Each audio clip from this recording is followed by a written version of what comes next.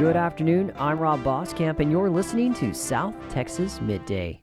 Thank you for joining me on this Tuesday, June 24th. Oakview Group has selected Hilliard Law to enter into exclusive negotiations for naming rights to the American Bank Center in Corpus Christi. The venue management company, which was hired by the city to manage the American Bank Center, announced they are moving to the next phase of the naming rights process. The company plans to provide additional updates at today's city council meeting, which will have a lighter agenda than previous weeks, but with larger implications. KEDT's Spencer Cheok has more. District 1 and District 3 are expected to be expanded today. District 1 currently includes the downtown, Hillcrest, North Beach, and Cal Allen area. District 3 includes Castores, Carroll Lane, and parts of Weber going into Yorktown. They're represented by Everett Roy and Eric Cantu, respectively. The London area will be discussed a couple of times today, beginning with possible changes to road designations, making them smaller but cheaper and quicker to build. The council will then be briefed on a plan to reinvest in the area. The Inner Harbor Treatment Plant project may be put on hold with a vote to rescind the project listed. Finally, a change may be on the way for the group in charge of deciding the convention center name. For KEDT News, I'm Spencer Cheok. Brooks County ISD has named Gilbert Perez as interim head football coach for the Falfurrias jerseys. Perez, who currently serves as the defensive coordinator at the high school, will lead the team during the 2025 season. He brings 27 years of coaching experience to the position, including 12 years at Falfurrias High School. The appointment comes following the retirement announcement of athletic director and head football coach Arturo Garcia. Brooks County ISD is also developing plans to select an interim athletic director while conducting a comprehensive search for permanent replacements. The district has hired JG Consulting to lead the search process, with an announcement expected in the coming months. The Victoria County Public Health District will host a free emergency preparedness event from 9 to 11 a.m. Saturday at the Dr. Patty Dodson Health Center at 2805 North Novato Street. The event is designed to inform residents about local emergency resources and how to access them. A hands-only CPR and Stop the Bleed class will begin at 9:30 a.m. Those interested can sign up for the class online. The first 100 attendees will receive a free emergency preparedness kit.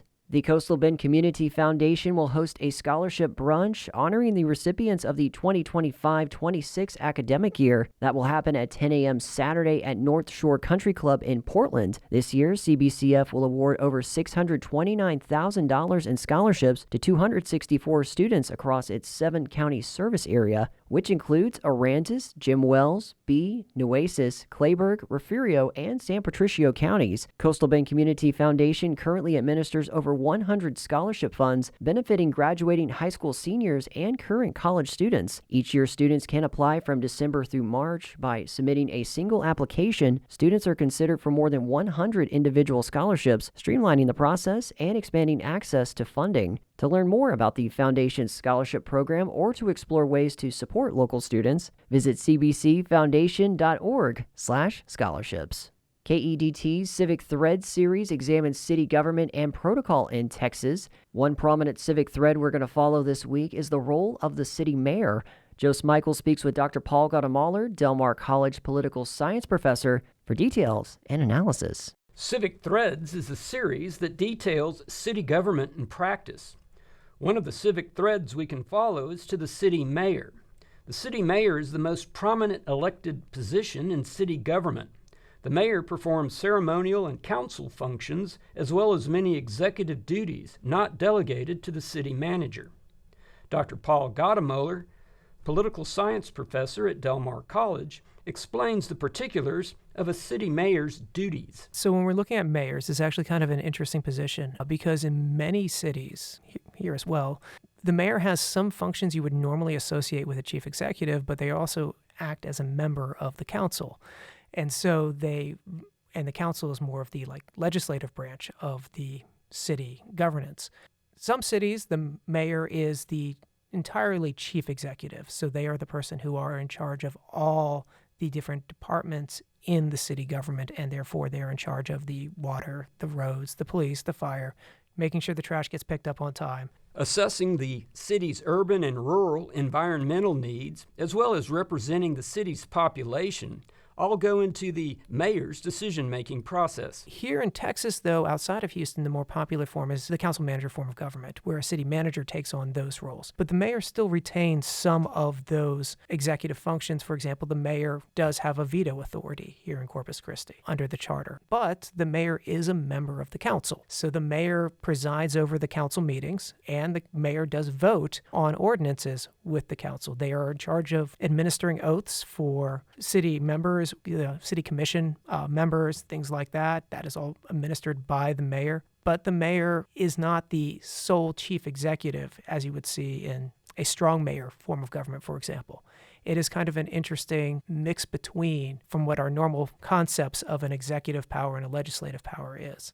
Corpus Christi's mayor is part of a council-manager government, where the mayor presides over the council, much like the Speaker of the House, yet still retains the executive right to veto ordinances and must sign all ordinances.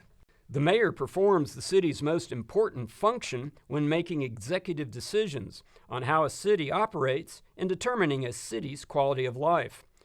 For Civic Threads, this is Joe Smikle, KEDT News. In state news, Lieutenant Governor Dan Patrick condemned Governor Greg Abbott for vetoing a bill that would ban the sale of products containing THC. Houston Public Media's Andrew Schneider says Patrick's stance suggests the special session Abbott called to regulate THC is likely to be highly contentious. Following his late-night veto, Abbott issued a proclamation saying a total ban on THC would be unenforceable for years due to constitutional challenges, and Texas can't afford to wait to combat the drug's threat. The governor of the state of Texas wants to legalize recreational marijuana in Texas. Patrick said Abbott's special session call had put lawmakers in a box. If we do nothing, the status quo continues for the next 2.5 years, 3 years, to the next session until you can pass a law, which would be devastating to families, or we have to capitulate and vote for the lesser of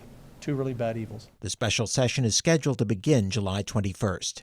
I'm Andrew Schneider in Houston. Governor Abbott had called a special session of the Texas legislature to address several of the 26 bills he recently vetoed outright. While he may still add to the list, so far there are 6 things he wants state lawmakers to address when they reconvene in Austin on July 21st. The Texas Newsroom's Blaise Gainey reports on what to expect. Of the 6 items, 5 are bills that Abbott struck down over the weekend. Among the vetoed measures getting a second look is Senate Bill 1278.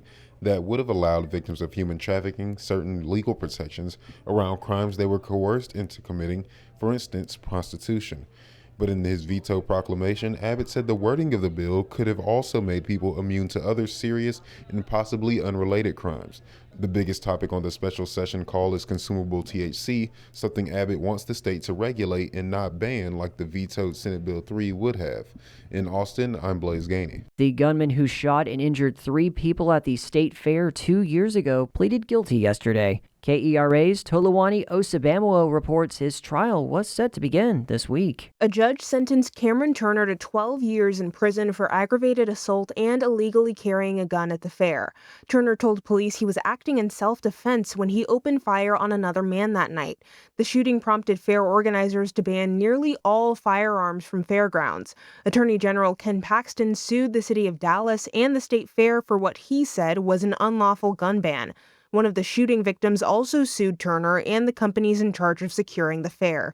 Both cases are ongoing. I'm Toluwani Osabamuo in Dallas. The city of Brownsville is now accepting applications for its Smart Start back-to-school computer distribution and digital workshop aimed at bridging the digital divide for local youth. The program will provide qualifying students with a free laptop, helping ensure they have access to the tools and skills needed to succeed in today's digital learning environment. It's part of the city's broader commitment to digital inclusion and accessibility. To be eligible, applicants must meet certain criteria, including being a low-income household, having a child enrolled in a public school, and attending the in-person digital workshop on August 1st. Families must complete and submit an application by the July 15th deadline in order to be considered. For more information, visit brownsvilletx.gov.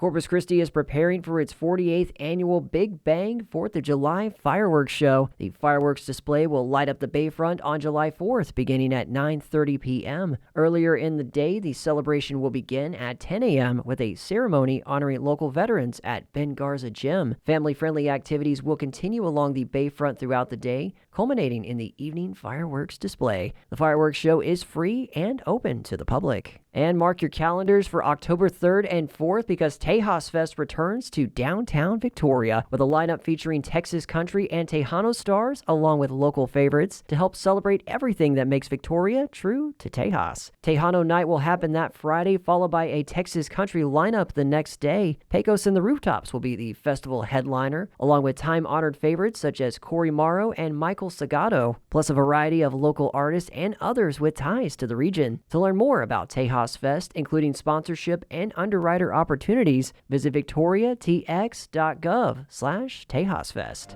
And that is the latest news and information on South Texas Midday. I'm Rob Boskamp. Your community arts calendar and more is on the way.